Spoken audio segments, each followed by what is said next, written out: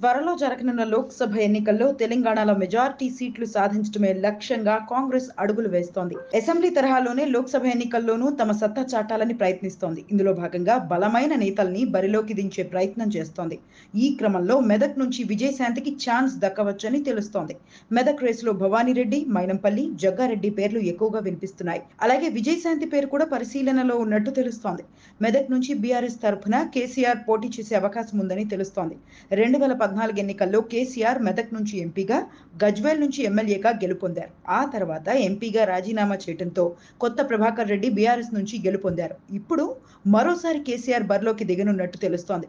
అందుకే కేసీఆర్ కి పోటీగా కాంగ్రెస్ అభ్యర్థిగా విజయశాంతి పోటీ ఖాయంగా కనిపిస్తోంది. బీజేపీ నుంచి కాంగ్రెస్ లో చేరిన సమయంలోనే ఈ మేరకు హామీ ఇచ్చారని సమాచారం. విజయశాంతి 2009 ఎన్నికల్లో టీఆర్ఎస్ ఎంపీగా గెలుపొందారు. ఆ సమయంలో టీఆర్ఎస్ నుంచి కేసీఆర్, విజయశాంతి ఇద్దరే ఎంపీలుగా ఉన్నారు. తర్వాత జరిగిన పరిణామాల్లో విజయశాంతి టీఆర్ఎస్ ను వీడారు.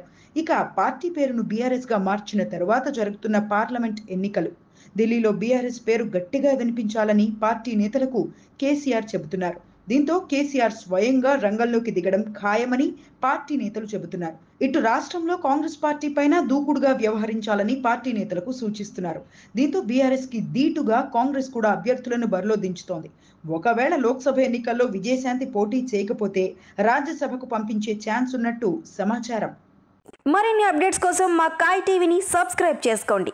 మా వీడియో కనుక మీకు నచ్చినట్లయితే లైక్ చేయండి, షేర్ చేయండి. మీ విలువైన అభిప్రాయాలను కామెంట్ బాక్స్లో తెలియజేయండి.